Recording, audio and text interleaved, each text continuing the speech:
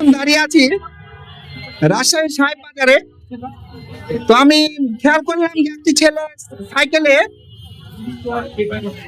অনেকগুলো প্রোডাক্ট নিয়ে সে ঘুরছে তার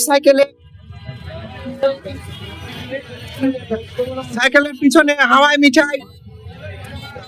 তো আমার সাথে কথা হলো সেই ভাইয়ের, উনি ঘুরে ঘুরে বিক্রি করেন। তো আমরা কথা বলবো ভাইয়ের সাথে।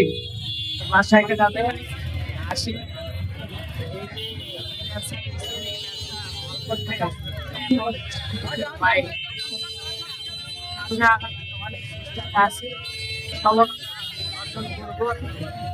ব্যবসাতে আমার ব্যবসায়িক কাজে লিপ্ত হবে, কাজ করবো এটাই আমার আশা। তো তাহলে সারাদিন তুমি ঘুরে ঘুরে বিক্রি করো? তো সারাদিন মোটামুটি এদিক ওদিকে যে কেমন থাকে? ভাই হ্যাঁ, 4-5 লাখ টাকা হয়। পরিবার নিয়ে চলে। হ্যাঁ হ্যাঁ, তোমার বাড়ি তো সেই নওগাঁ? হ্যাঁ, এখানেই থাকে। ও সারাদিন বিভিন্ন রকম বেলুন নিয়ে এগুলো নিয়ে সে রাস্তায় রাস্তায় ঘুরে এবং বিক্রি করে।